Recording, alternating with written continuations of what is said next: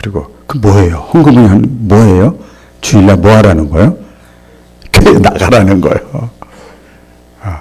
근데 사실 처음부터 그런 건 아니에요. 나가야지. 그럼 신앙적으로 하나님 살아계시니 예수님 너를 사랑하시니 하면 내가 너를 기도하니 안 통해. 자식한테가 안 먹히더라고요. 자식인데도. 왜? 우리 엄마가 기도한다고 하나님이 들어줘. 믿음이 없으니까 아무리 신앙적인 얘기를 해도 와닿지가 않는 거예요. 막 욱뻑 질리기도 하고, 때로는 저희 어머니가 울기도 하고, 내가 권사의 가정에서 자녀들이 안 나가. 무슨 창피냐. 인간적인 관계를 다 해도 안 통해. 그건 그거고요. 그럼 그때는 책직이 아니라 당근을 주는 거야. 그래서, 마음은 원이죠. 나도 나가고 싶지. 그런데 그게 마음은 원인데, 이 세상이 너무 험한 거예요. 내 마음 뺏는 것들이 세상 재미 이런 것들이 많잖아요. 그거 사실 영양가 없는 건데도 매력적이야. 그래서 그러다 시간 다 보내는 거야. 그러니까 그때마다 이렇게 당근을 줘서 마음으로 안 되면 인적으로라도 그렇게 하더라고요. 그렇게 해서 교회 나가게 했던 기억이 나요. 지금까지 이렇게 제가 목회를 하고 있습니다. 제가 처음에 목사 안수 받고 지금 한 10수년 됐어요. 30년 좀 넘었는데, 강원도 거진이라고, 거기에 거진 성결교회, 거기에 제가 부흥회를 갔던 적이 처음 집회예요. 갔던 적이 있어요. 그런데, 조그마한 교회, 한 5, 60명 되는, 시골에서는 큰 교회죠. 예. 그런데, 첫날 저녁 식사 대접을 어느 집에서 하더라고요. 그건 다 집에서 하는 거예요. 전부 가정에서 만들어서 대접을 해요. 근데 어떤 젊은 집사님 가정인데 한 40대 정도 된 것 같아요. 근데 이제 식사를 이렇게 준비하고 앉아서 기다리고 이제 이렇게 하는데 전화가 따르르 왔어요. 이렇게 들어보는 거예요. 그 담임 목사님하고 제가 들어보니까, 서울에서 신앙생활 침례교 다닌대요. 그 아버님이 장로님인데 전화해가지고 한 내용을 제가 이렇게 리바이브를 해보는 거예요. 야, 아들아, 아들이 얘기해 주니까 알았죠. 야, 너 이번에 너희 교회 부흥회 한다고 그래서 엄마하고 나하고 지금 얼마나 너를 위해서 중보기도 하는 줄 아냐? 준비기도 많이 했으니까 시간마다 꼭 참여해서 은혜 받도록 해라. 그렇게 이제 얘기하는 거예요. 그러면서 아버지가 하는 소리예요. 새벽기도 빠지지 말아라. 이거 1년에 한 번이다. 1년에 한 번. 1년에 한 달도 아니고 2, 3일인데 참여 새벽기도까지 시간 다 참여해라. 그랬더니 그 다음부터 이제 들는 거예요. 이렇게 보니까 아버지, 제가 저녁하고 낮에는 참여하는데 새벽에는 우리 집사람하고 저기하고 못 일어나요. 나가고 싶은 마음은 있어요. 근데 일어날 수가 없어요. 그렇게 얘기를 하더라고요. 이게 다 틀려요. 그랬더니 이제 아버지가 그러면 안 돼. 그럼 내가 새벽마다 깨워줄게. 그러니까 아들이 아버지가 서울에 있는데 나를 어떻게 깨워요?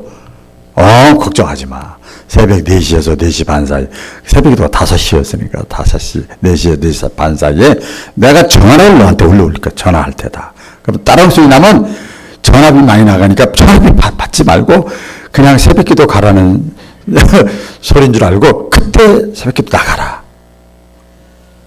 첫날 그 집에서 식사하기 전인데 그 통화 내용을 제가 들었습니다.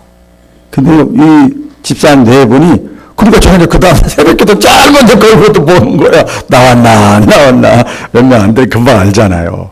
나왔더라고요. 그래서 제가 전화 뱃소리 듣고 나왔냐니까 전화 뱃소리 듣고 나왔대. 자기 의지가 거기 이제 포함됐죠. 인위적으로 안 되니까 이렇게라도 용돈을 주든지 당근을 주든지 전화를 하든지. 여러분, 그래서 우리가 신앙생활 할 때 누군가가 옆에서 끌어주고 격려하고 참아주고 막 이렇게 하는 사람이 꼭 필요해요. 자녀들이 그냥 자랍니까? 그냥 안 자랍니다. 그런 기억이 나요. 그래서 막 엄청 은혜를 받았어요. 그렇게 하고 이제 세월이 흘렀어요. 세월이 흘러서 제가, 보니까 그분이 그때 농사 짓고 조그만 자영업 같이 두 가지 겸했는데 큰 그 펜션을 40여 채 펜션을 운영하는 사장이 됐어요. 그때는 별일 없었는데. 그렇게 됐고요. 그분이 장로님이 됐어요. 장로님이 됐고, 제가 그 아들하고 딸이 있는데, 딸은 사모 겸 선교사. 해외 선교사라고, 아들은 의사입니다. 이비인후과 의사. 자비랑 선교를 여름만 되면 나가서 이렇게 해야 돼요. 복 받았어. 할렐루야. 잘 됐어. 여러분, 너무나 중요해요. 그래서 무엇이든지 내가 사랑하고 귀중히 여기는 것이 있으면 그것을 쟁취하려고 그러고 얻으려고 그러고 하는 게 사람의 마음이에요. 여러분, 사람도 그렇잖아요. 내가 어쨌든 간에 돈. 어쨌든 간에 돈이 어느 정도 되면 그다음부터는 명예. 또 그것도 별로 안 되면 놀자, 먹자, 마시자, 쾌락. 이 사람이 거기에 끌려다니는 거예요. 내 마음대로 사는 것 같지만 어디에 끌려다녀요. 사실 그걸 자기가 좋다고 생각하니까 거기에 막 집중하게 되는 거죠. 우리가 신앙생활도 역시 마찬가지입니다. 하나님을 사랑하고 하나님이 귀한 줄 알고 이 땅의 삶도 너무나 귀하지만 이 땅의 삶 이후의 삶도 있다고 하는 얼렁풋한 또한 확신을 가지고 그것이 내세가 중요하다는 거, 하나님을 잘 섬기면 이 땅에서도 잘 된다는 거, 그게 얼마나 귀한 겁니까, 여러분? 귀한 거잖아요. 그걸 알면 은혜를 사모하게 돼요. 할렐루야. 어쨌든 간에 나도 하나님을 경험해 봐야지. 하나님을 기쁘시게 하고 하나님과만 통하면 다 잘 된다고 하니까 처음에는 그렇게 신앙이 시작되잖아요. 그렇게 되지요. 그래서 배고파야 되고 목말라야 됩니다. 오늘 본문 말씀에 보면 저가 사모하는 영혼을 만족해 하시며 줄인 영혼에게 좋은 것으로 채워주신다. 내가 사모하든지 그 본인이 사모하지 못하면 아내가 옆에서 어시스트를 하든지 엄마가 해주든지 할아버지가 해주든지 할머니가 해주든지 사모하게 만드는 그 분위기를 만들어줘야 돼요. 분위기를.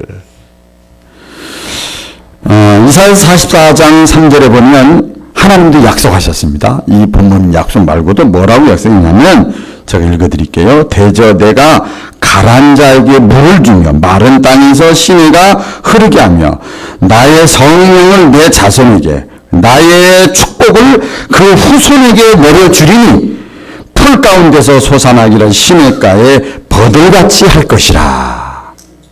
가란 자에게 물을 준대요.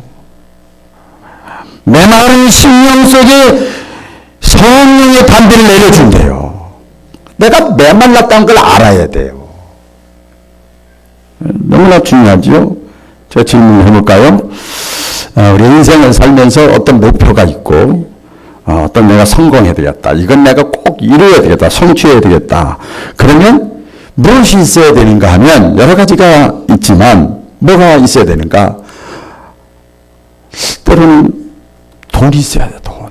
그래 학원도 다니고 예를 들어서 헬스장도 다니고 그렇죠. 차도 필요하니까 이렇게 저렇게 생각해보면 돈이 필요해요. 어떤 목표를 이루기 위해서 때로는 열심히 뭐 공부했다든지 배웠다든지 해서 자격을 딴다든지 실력을 키워야 되지요.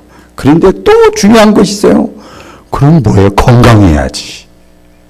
그렇죠? 안 건강하면 아무 소용 없죠. 또 그것뿐만 아니에요. 지금은요 거의 네트워크 시대이기 때문에 혼자서는 못 살아요. 힘이 좋아야 돼. 인간관계가 좋아야 돼. 인간관계가 좋아야 됩니다. 그렇죠. 그거 다 필요한 거예요. 그런데 저는 그것보다 더 중요한 것이 있어요. 물질이 좀 부족하고 건강이 좀 부족하고 인간관계가 좀 부족하고 실력이 좀 떨어져도 뭐가 그 사람에게 진짜 필요한가 하면 꿈, 비전, 열정, 예? 어떤 기대감, 사모하는 마음, 성경 표현대로 하면 그냥 우리가 일반적으로 표현하면 간절함이 있어야 돼요. 할렐루야. 간절함이 있어야 돼, 간절함이. 예? 그냥 금메달 따고, 그냥 우승하고, 그냥 1등 하는 게 아니에요. 간절함이 있어야 됩니다. 그래서, 거기에 집중하는 거예요. 그것을 위해서. 집중하는 마음. 그래서 내적으로는 내 마음과 뜻과 정성, 생각, 에너지를 내 속에서부터 에너지를 집중하고, 또 외적으로는 아까 말한 대로 내가 가지고 있는 지식, 명예, 내 인생의 노하우, 능력, 시간 있어, 재능 있어, 달란트가 있어, 내가 건강이 있어, 그러면 그거, 내가 직분이 있어, 그거, 내적인 것과 외적인 걸 전 동원해서 그 목적 달성을 위해서 막 간절하게 집중하는 거예요. 그 집중한다는 걸 보니까요, 에너지를 모은다는 뜻이에요. 외적으로, 내적으로. 에너지를 모으는 거예요. 우리 그 태양빛에 그 돋보기로 이렇게 해주고 가면 나무도 타더라고요. 이렇게. 에너지를 모으는 거예요. 똑같은 햇빛이지만 내가 그것을 모으고, 내적으로, 외적으로 모아서 딱 집중해서 딱 포커스를 맞춰야 그게 자녀에게, 내 인생에, 가정에, 질병에 그것이 역사가 나타나는 거예요. 그래서 얼만큼 내가 간절하냐, 집중하냐, 사모하냐, 열정을 가지고 있느냐에 따라서 결과가 다르게 나타나죠. 우리 성경에 보면은요, 인간이 어떤 존재냐, 인간의 내면의 모습을 어떻게 표현했는가 하면 창세기 1장 27절에 보면은요, 다 같이 시작. 하나님이 자기 형상, 곧 하나님의 형상대로 사람을 창조하시되 남자와 여자를 창조하시고, 하나님의 우리 인간을 남자 여자를 어떻게 창조했다고? 무엇으로? 하나님의 형상대로, 하나님의 형상, 하나님의 이미지, 하나님의 DNA가 들어가 있어요. 사람에게는, 동물에게는 없지만, 다른 말로 하면 하나님의 속성이 사람에게만 있어요. 영원을 사모하는 마음이 있어요. 영원히 행복하게 살고 싶은 마음이 있어요. 유토피아, 천국을 꿈꾸는 거예요. 그래서 더 잘 먹고 잘 살고 편안하고 자꾸 그래서 인류가 물론 발전을 하죠. 하나님의 형상, 하나님의 이미지. 이것은 세 가지 뜻이 있습니다. 하나님의 형상은 우리 인간은 인격적인 존재예요. 지정의. 생각할 줄 알고, 느낄 줄 알고, 행동할 줄 아는 거예요. 이것이 같이 어우러져야 되는 거예요. 이것이 우리 사람이 하나님의 형상의 일부예요. 인격적인 존재고, 또 인간은 그래서 같은 맥락입니다만 기계가 아니에요. 무생물이 아니에요. 안경은 무생물이잖아. 무생물이잖아요. 우리 사람은 무생물이 아니에요. 생각한다. 고로 나는 존재한다. 이거랑 똑같은 거지요. 기계적인 존재가 아닙니다. 또 우리 인간은 그래서 어떤 존재냐? 자유의지를 가지고 있어요. 같이 해보겠습니다. 자유의지. 예. 자유의지. 자신의 뜻을 조절할 수 있는 능력이 있는 거야. 이렇게 할까? 이렇게 할까? 옛날 김병정가요? 부채도사가 있었어. 부채도사. 랄랄랄랄랄 하게 했던 기억이 나요. 내가 이렇게 신앙생활할까, 이렇게 할까, 저렇게 할까. 이것은 자유의지예요, 자기. 하나님의 형상대로 우리 인간은 그렇게 지으셨어요. 그래서 우리 인간은요, 저와 여러분은 하나님께 신앙적으로 보면, 적용시켜보면 하나님께 요구할 수도 있고 간청할 수도 있고 막 달라고 할 수도 있고 사모할 수도 있고 막 그래요. 이거 긍정적인 자유의지예요. 또 자유의지인데 부정적인 자유의지가 있어요. 그건 뭔가 하면 반대입니다. 아무리 하나님의 말씀이 주어지고 어떤 사건과 이걸 통해서 깨달음이 오고 머리까지 와도 내가 그저 거절할 수 있어. 무시할 수 있어요. 안 받아들일 수도 있어요. 무관심할 수도 있어. 왜 그거 내가 지금까지 저기를 안 해도 잘 먹고 그런 데로 살았는데 뭘 또 그것까지 그러면서 무시할 수도 있어. 그런 의지가 있다는 거예요, 인간에게. 여러분, 그 비유 가운데 보면 혼인잔치, 우리 부흥회가 잔치집이나 마찬가지인데, 푹 담그는 거잖아요. 쉽게 얘기하면 쪽집게 과외 시간이요. 세상 말로 하면. 1년 동안 학교 다니는 거, 딱 2박 3일, 3박 4일 딱 가지고 쪽집게 과외하는 시간이거든요. 이만큼이 몇십 년 다니는 것보다 더 좋을 수도 있어요, 사실은. 그런 건데, 혼잔치가 벌어졌어요. 그래서, 다 초청해갖고 와라. 전도 대상자 초청해갖고. 그러면 똑같아. 자녀들도 한번 데리고 와봐라. 그리고 이렇게 막 그랬어요. 그래서 여기저기 종들이 나가서 초청을 합니다. 그랬더니, 나와요. 나 이 세상 일이 바빠가지고 이것 때문에 바빠서 못 나오고요. 들은 척도 나 밭에 가야 되고요. 나는 또 소를 사서 소 잘 하나 못하나 시험도 해봐야 되고요. 막 이렇게 핑계대고 여러분 핑계대는 거 보세요. 다 이유가 타당한 것 같아. 그 속에는 믿음이 없어서 그런 거지요. 그래서 다 외면하는 거예요. 다 거절할 수 있다니까요. 안 나올 수 있어요. 무시할 수 있어요. 자유의지가 있으니까. 모가지를 이렇게 해가지고 할 수도 없어요. 그렇게 할 수 있어요. 그랬더니, 아무도 안 온답니다. 먹고 살기 바빠서. 그랬어요. 그랬더니, 그래? 그러면 길거리에 나가서 돌아다니려고 할 일 없이 시간 남아있는 사람들, 공원이나 이런 데 가서 다 데리고 와라. 그 사람들 데리고 그 사람들 다 왔어. 그리고 잔치 자리에 꽉 채웠던 그 예화가 있어요. 성경에 있어요. 그러니까 뭘 뜻하는가 하면 우리 인간은 저와 여러분은 주님의 음성을 듣고도 말씀을 통하여 사건을 통하여 기도를 통하여 고난을 통하여 찬양을 통하여 세계에서 돌아가는 걸 통하여 주님의 음성이 들려지는 거예요. 예수 믿는 사람은 이렇게 저렇게 감동이 있는 거예요. 그걸 듣고도 우리가 받아들일 수도 있고 거절할 수도 있는 자유의지가 있는 존재라는 거예요. 하나님의 형상대로 지음받았어요. 오늘 본문의 말씀에 보면 우리가 하나님의 은혜를 사모해야만 만족하게 된다. 하나님이 만족하게 된다. 좋은 것을 채워주신다. 어떻게 해야만? 사모해야 돼. 내 자유의지를 긍정적인 방향으로 꼭지를 돌려야 된다는 거예요. 돌려야 돼요.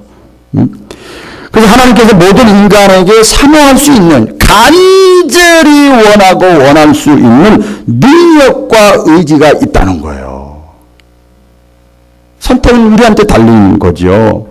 여러분 지금 이 자리에 어떤 마음으로 앉아 있어요? 저는 이렇게 늘 설교를 일주일 많이 하지만 항상 제가 말씀드려요. 이 말씀이 처음이자 마지막이라는 마음으로 말씀을 준비해요. 여러분도 똑같은 거지요. 어떤 마음으로 이 자리에 왔어요? 사모하는 마음으로 온 만큼 만족하게 되는 거예요.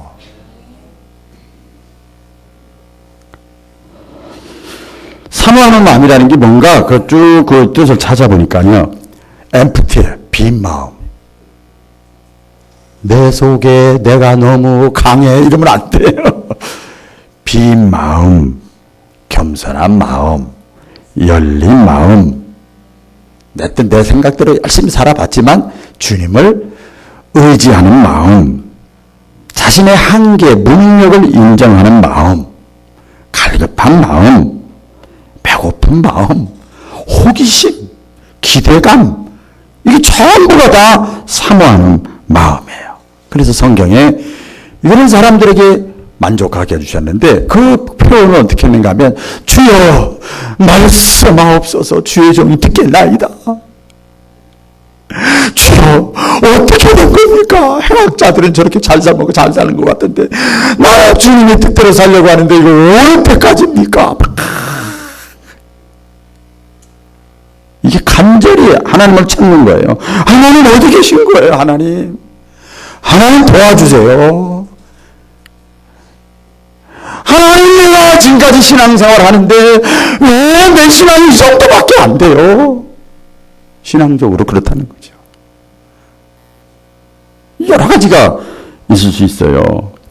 그런 막 사모하는 마음, 간절한 마음, 패션 마크를 머릿속에 마음속에 꽉 담고 있으면서 교회 나와서 찬양을 해도 그 찬양이 나에게 아멘으로 받아들여지고 기도가 나에게 확 와닿고 하나님의 말씀이 이 설교가 박은환 목사의 말이 아니라 하나님의 말씀으로 나에게 다가오는 거예요. 싹 심어드는 거죠. 만족하게 되는 거예요. 그래서 여러분, 제가 아주 강력하게 말씀드릴 수가 있어요.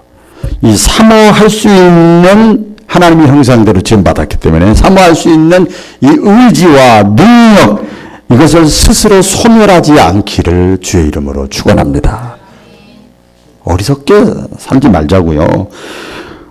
모든 책임을 그 사람 꼭 하나님께 돌리고 환경에 돌리고 사람에게 돌립니다. 원망하고 불평합니다. 그렇지 않아요. 모든 책임은 나에게 있어요. 자, 오른손을 다시 드시고 오른손 드시고, 모든 책임은 내게 있다. 내게 있는 거예요. 내게 있는 거예요. 이스라엘 백성들 여러분 구약시대 아시죠? 이스라엘 백성들이 출애굽을 해가지고 홍해바다 건너서 광야 40년 동안 고생했잖아요. 일주일이면 다이렉트로 그냥 정 코스로 그냥 갈 수 있는 길을 40년 동안 고생하고 방황하고 막 고난 당하고 어려움 당하고 이게 한 것은 우리 잘 알잖아요. 그 책임이 누구에게 있는가? 원인이 하나님에게, 모세에게 있었던 게 아니에요. 이스라엘 백성들 자신에게 있다 하는 것이 성경의 메시지거든요. 사도 바울이 그래서 로마서에 그렇게 말씀했습니다. 누구든지 그날에 가서, 여러분이 이 땅에 살다가 이제 하나님 나라 앞에 섰을 때 그날에 가서 다 예수님 변호사고 막 저기는 검사가 돼가지고 하나님이 재판장이 된다잖아요. 요한계시록에 그 내용이 나와요. 여러분, 그게 나와요. 그때 이제 잘했나 못했나 이렇게 평가하는데, 누구 때문에 그래요? 누구 때문에 그래요? 이것 때문에 저것 때문에. 그날에 가서 핑계치 못할지니라, 그런 말씀이 있습니다. 한번 이제 볼까요?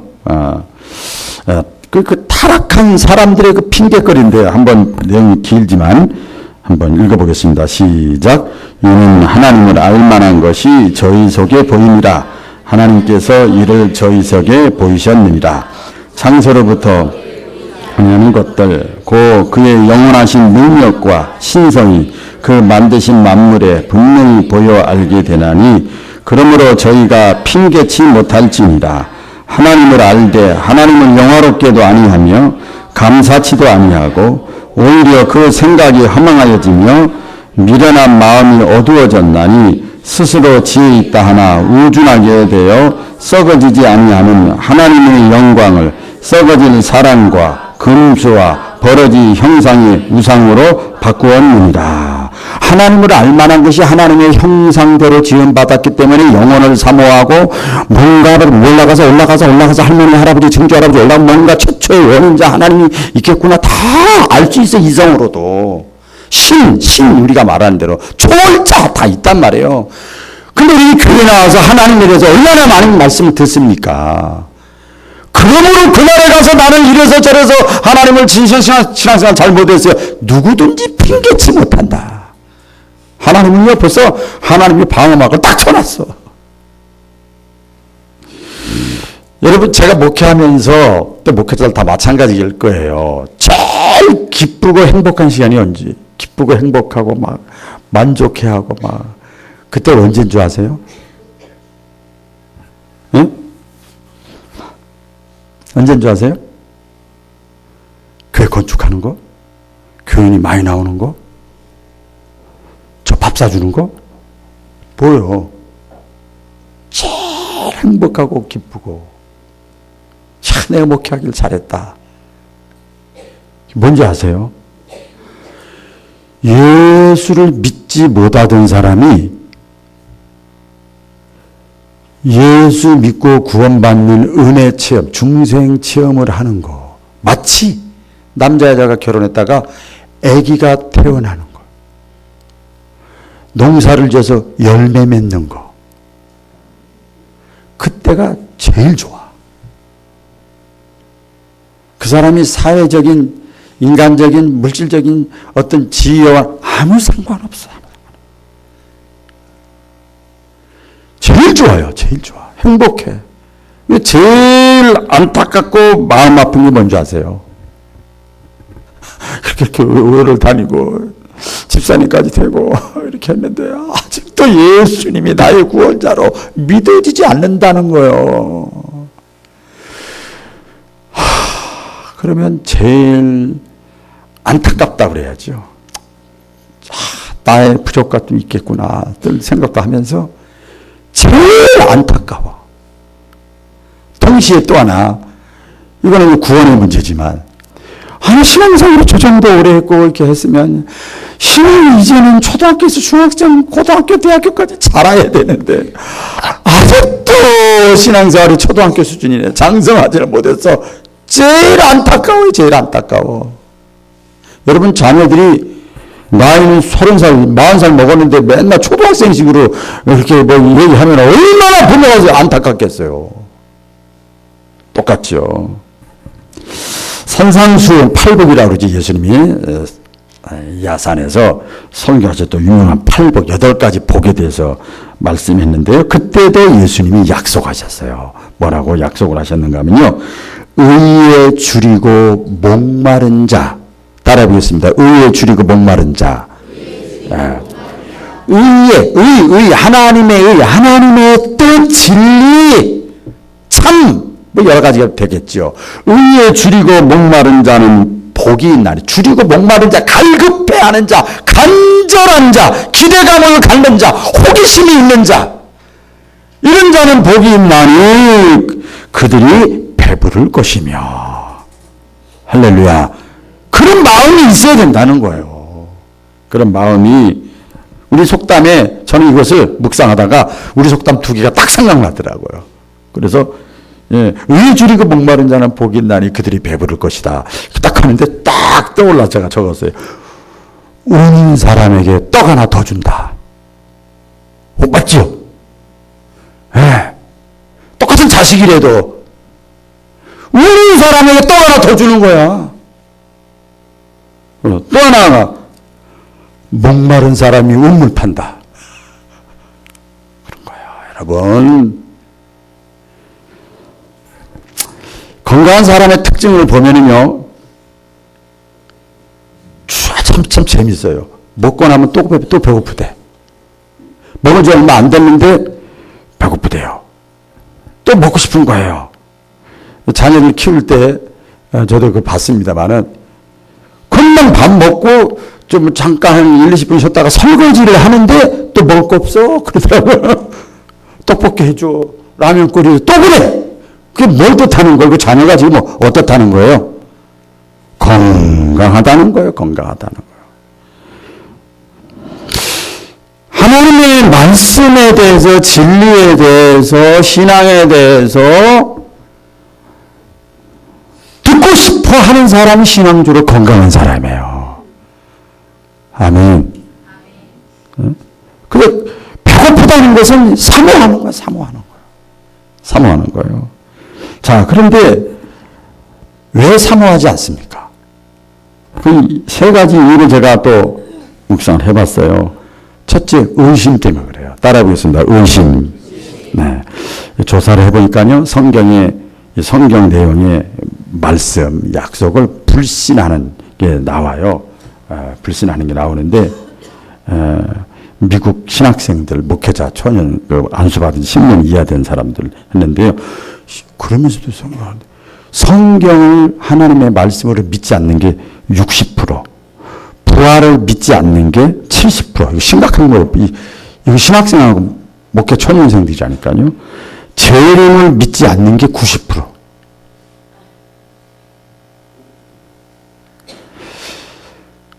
자, 그런데, 자, 보세요.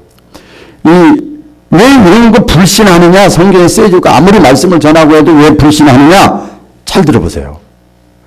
하나님의 말씀이 들려지잖아요, 이렇게. 그러면 그 말씀이 들었으면 예습해라, 복습해라 하면 그대로 해야 되는 거예요. 그래야 어려운 게 풀리는 거예요. 그게 내 거가 되는 거예요. 깨달아지고 이해가 되는 거예요. 그런데 예습 복습 안 하고 하나님의 말씀에 순종하지 않기 때문에, 여기 제가 그랬어요. 순종하지 않기 때문에, 다른 말로 하면 아무리 하나님이 능력 있고 말씀이 진리면 뭐해.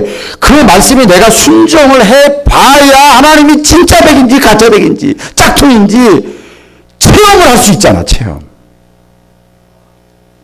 할렐루야. 다른 말로 하면 체험하지 못했기 때문에 의심이 생기는 거예요. 기독교는 체험의 종교라고 그러잖아요.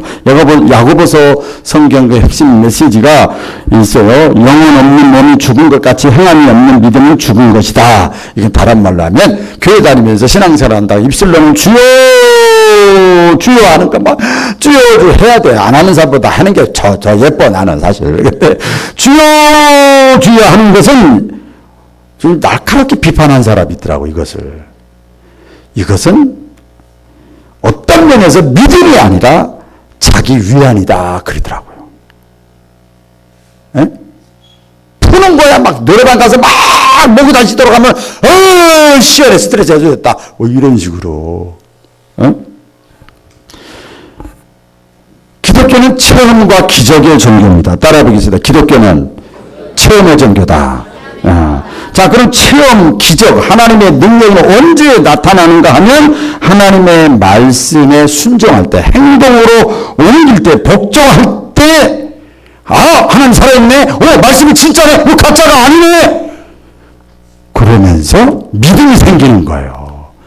근데 말씀에 순종하지 않고 순종 안 해서 안 하니까 자동적으로 정비를 해서 체험도 안 되는 거지. 머리로만 듣고 끝나니까 교회는 나오는데 마음이 열려있지 않는 거예요. 오픈 마인드가 돼야 되는데 그게 안 되는 거죠. 안 되는 거죠.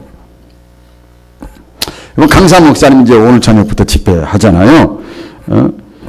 자, 보세요. 그 목사님이 어떤 간증이나 체험이나 영적인 것이나 하나님의 말씀을 전할 때 그것을 나를 위한 말씀으로 받아야 그것이 내 거가 되는 거예요. 아무리 맛있는 거, 멋있는 거, 잘생긴 사람 있어봐야 나하고 관계없으면 아무 소용없잖아요. 아무리 이분이 뭐 대단하고 그래도 교단 봉사 회장이고 아무리 그래도 저 이분 교회 갔더니요. 한 3, 4년 전에 그 헌신일을 갔었어요. 주일날 오후에. 4, 5년 전인가 갔었어요. 한 4, 500명 모이는 교회인데 주일날 오는데도 꽉꽉 차. 이게 주일날 오후인지 뭔지 붕을 하고 있더라고. 붕.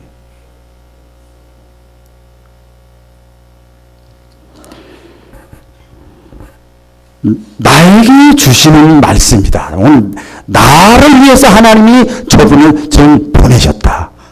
아멘.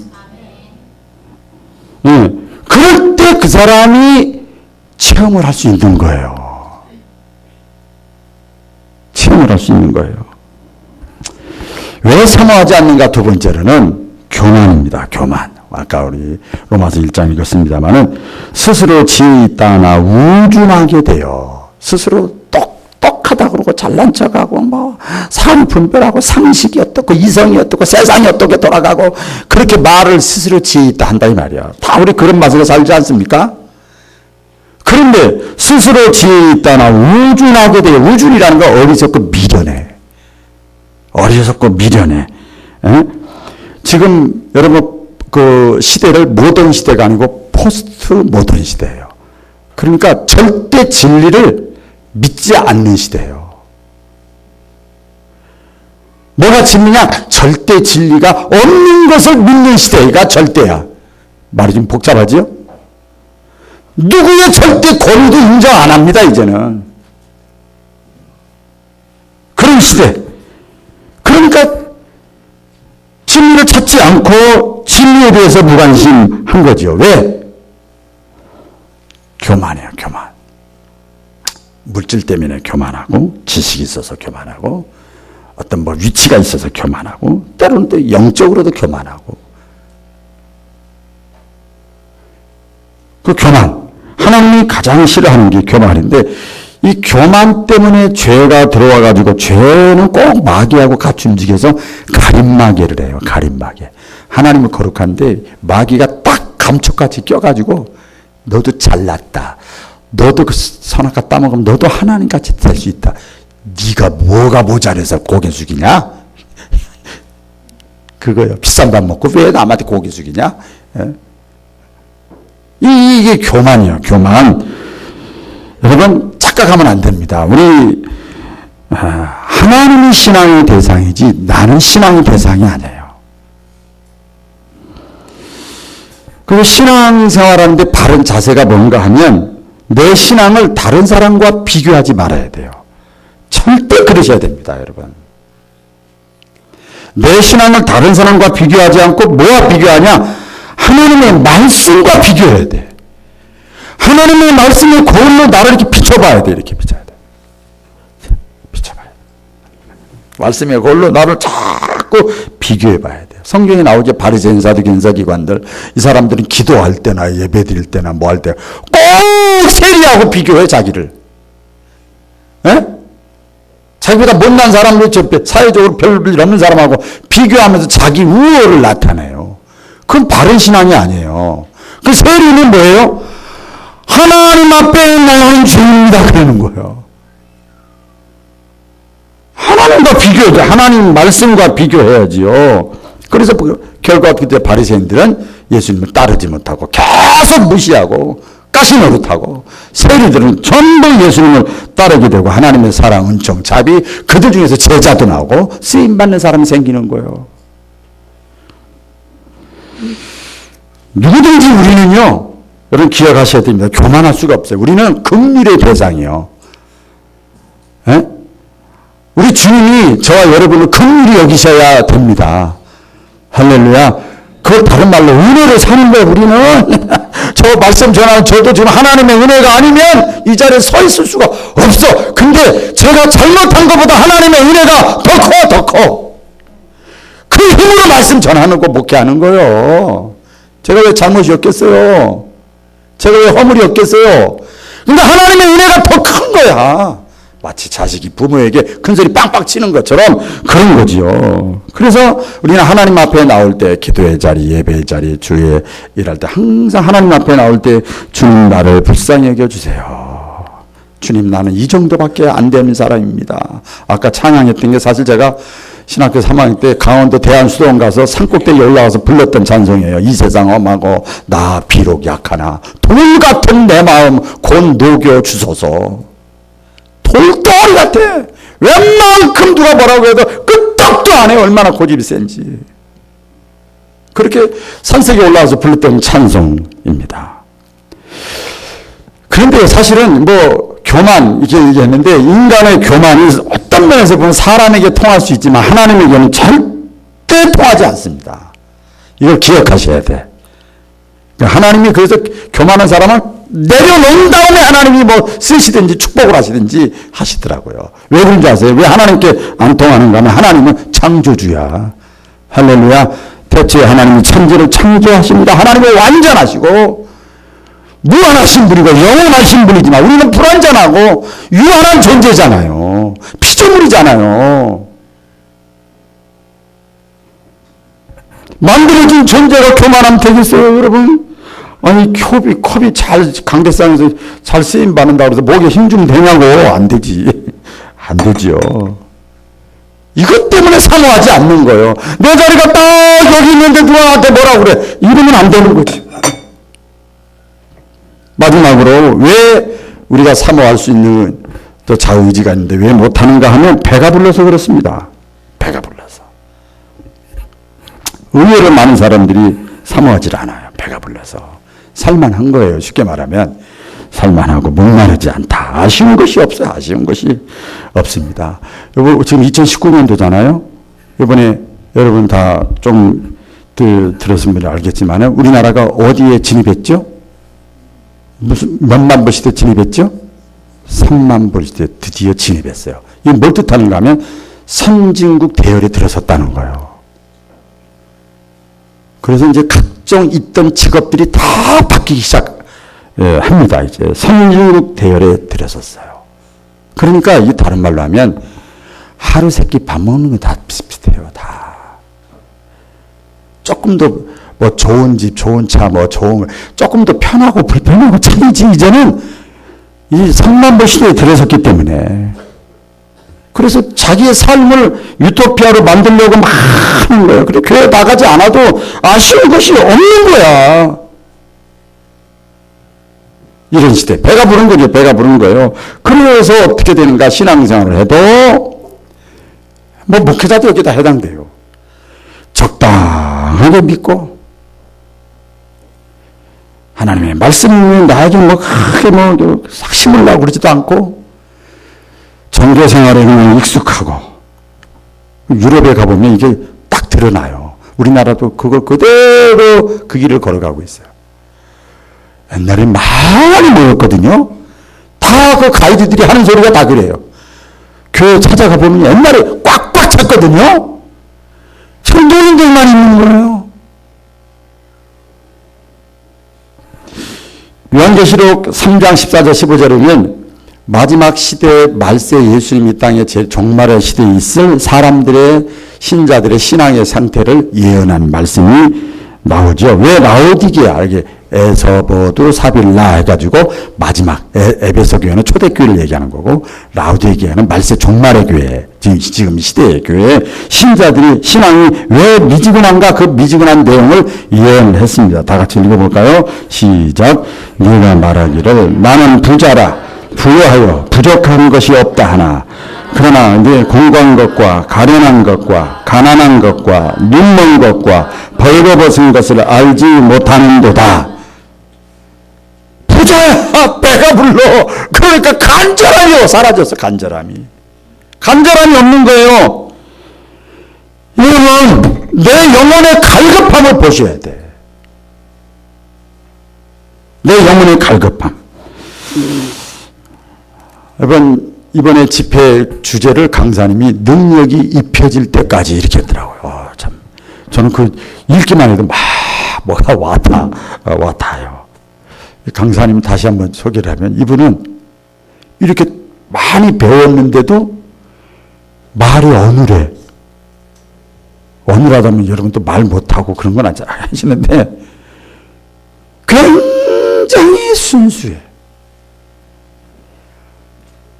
어린애 같아. 어떻게 보면 권위도 없는 것 같아 하나도. 그런데 이분에게 그러니까 순수하니까 성령이 교만하질 않아. 막 강력하게 임하는 거예요. 우리 가만히 누워서 입 쫙 벌리고 사과야 떨어져라. 언제 떨어지냐? 내가 지금 입 벌린 지가 10년이 넘었다. 안 떨어져. 사모해야 됩니다. 간절함이 있어야 됩니다. 우리 예수님 재림하기 전까지 우리의 생에 닿을 때까지 사도 바울이 이걸 기억하라고 그랬어요. 보라 지금은 은혜 받을 만한 때요. 지금이라는 건 아직 보라 지금은 구원의 날이로다. 오늘 바울께 모든 성도들 사모해서 자의지를 긍정적으로 써서 우리 인생의 삶의 새로운 변화, 축복의 역사가 나타날 수 있기를 바랍니다. 기도하겠습니다.